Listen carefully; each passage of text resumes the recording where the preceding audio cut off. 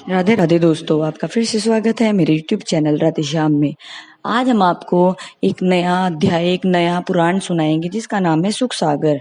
वो सुनाने से पहले मेरी आप सबसे विनती है कि आप मेरे चैनल को लाइक, सब्सक्राइब और शेयर करना ना भूलें, ताकि हम आपके लिए अच्छी अच्छी पुराणे ला सके। राधे राधे। राधे राधे दोस्तों, आपका फिर से स्वागत है मेरे YouTube चैनल राधे श्याम में। आज हम आपको आगे की कथा सुनाते हैं। हे राजा परीक्षित, जरासंध अपने सम्मुख प्रभु श्री कृष्ण जी को देखकर बोला, हे बच्चों, तुम्हें देखकर मुझे तुम पर बहुत दया आ रही है।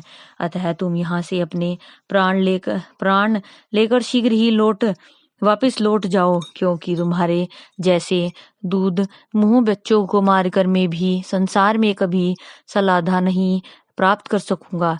जरासंध के मुख से ऐसे अभिमानी वचन सुनकर प्रभु श्री कृष्ण जी मुस्कुराकर बोले, हे जरासंध, संसार में कोई भी वीर स्वयं अपने मुख से अपनी प्रशंसा कभी भी नहीं करता है। हमने यह ज्ञात कर लिया है कि जरासंध तू वास्तव में वीर नहीं है। हे मगधेश, यदि तू वास्तव में ही वीर है तो अपने हाथ में शस्त्र लेकर हमसे युद्ध कर, फिर तुझे बच्चों व बड़ों का ज्ञान स्वयं अपने आप हो जाएगा। हे राजा परीक्षित, जरासंध को यह सब बातें कहकर प्रभु श्री कृष्ण जी व बलराम जी ने अपने दिव्य शस्त्रों से जरासंध की सेना पर ऐसी भीषण वर्षा की कि थोड़ी देर में जरासंध की उस विशाल सेना को नष्ट कर दिया और जरासंध यह सब देखता ही रह गया। हे राजा परीक्षित, उस समय खून की नदी के प्रबल प्रवाह को देख गिद्ध और योगिनियों का चित्त खुशी से उछल उठ रहा था। उस समय रक्त नदी में रथहीन रथ खाली नौकाओं की तरह तैरते हुए दिखाई दे रहे थे और कटे हुए मुंड कछुओं व मगरमच्छों की तरह दिखाई दे रहे थे। पुरुष पशु और स्त्रों के खंड खंड उस रणभूमि को सर्वथा अगम्य बना चुके थे। तब प्रभु श्री कृष्ण जी ने पवन पावन और पानी नामक शस्त्र को छोड़कर उन समस्त मृतिकों को ठिकाने लगा दिया और फिर बलराम जी जैसे ही जरासंध को पकड़कर मारने लगे तो उसी क्षण प्रभु श्री कृष्ण जी ने बलराम जी से जरासंध को यह कहकर छुड़वा लिया कि हमने पृथ्वी का भार उतारने के लिए अवतार लिया है, इसलिए यह इसी तरह अनेकों बार बहुत से दुष्टों की सेना लेकर आएगा, तो उसको जीवित छोड़ने में ही हमें पृथ्वी का भार हल्का करने में अधिक सहायता मिल सकती है। इसके पश्चात जरासंध लज्जित होता हुआ अपनी पूर्ण सेना को खोकर वापिस अपने नगर को लौट गया। श्री सुखदेव जी बोले, हे राजा परीक्षित, जरासंध इसी तरह 17 बार अपनी विशाल सेना लाकर प्रभु श्री कृष्ण जी व बलराम जी द्वारा खत्म कर चुका, तो वह वापस अपनी राजधानी में आकर चिंतित होता हुआ मन ही मन सोचने लगा कि मुझे अब किसी को अपना मुंह न दिखाकर सन्यासी बन जाना चाहिए।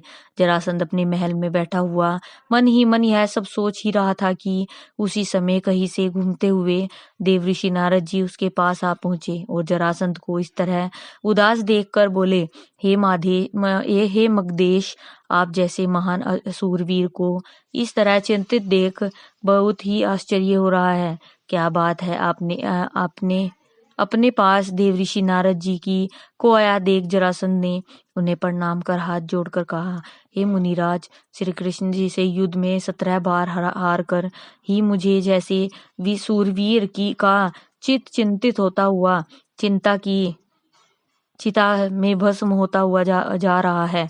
हे मुनीश्वराज, आप कृपा करके इसकी कुछ औषधि जानते हो तो बताने का कष्ट करें। जरासंध की यह बात सुन देवऋषि नारद जी बोले, हे मगधेश, इसका तो बहुत ही एक सरल उपाय है कि किसी भी प्रकार से मलेच्छ राजा काल युवन को बुलाकर भी श्री कृष्ण जी से युद्ध किया जाए तो अवश्य ही तुम्हारी विजय होगी। देवऋषि नारद जी के मुख से यह सब सुनकर जरासंध बोला, हे मुनिराज, कृपया आप उसके पास जाकर उसे भेजने का कष्ट करें।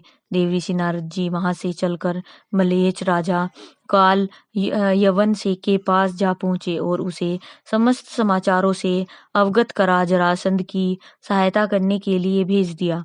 काल यवन अपनी 3 करोड़ की सेना लेकर स्वयं श्री कृष्ण जी से युद्ध करने के लिए मथुरा की ओर चल दिया और उधर काल यवन के ने जरासंध के पास भी दूत भेजकर यह समाचार भेज दिया कि मैं अपनी 3 करोड़ सेना लेकर सीधा श्री कृष्ण जी के पास जा रहा हूँ।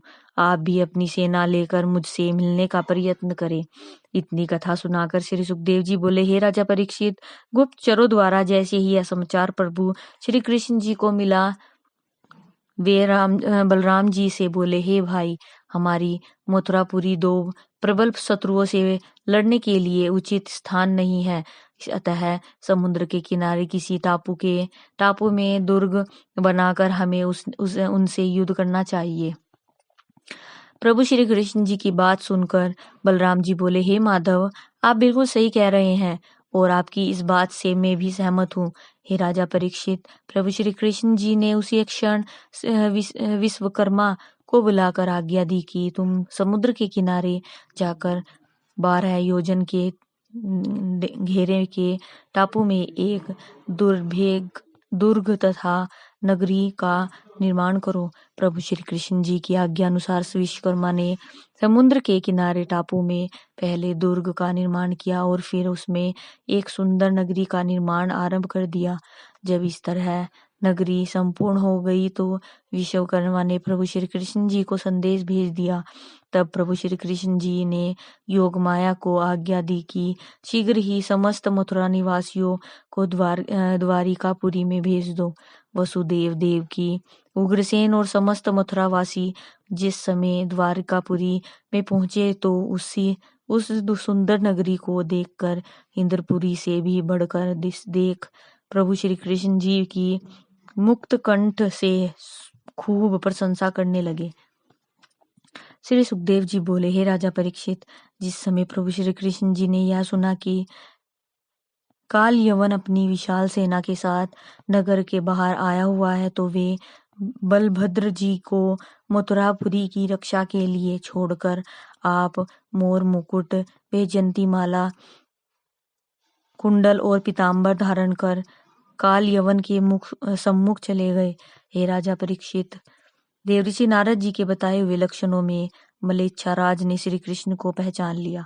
आज की कथा में समाप्त करते हैं। आगे कथा आपको कल सुनाएंगे। राधे राधे राधे राधे राधे राधे। जय श्री कृष्ण। अगर आपको मेरी वीडियो अच्छी लगी तो बेल आइकन दबाना ना भूलें ताकि आपको मेरे आने वाली वीडियोस का नोटिफिकेशन मिलता रहे।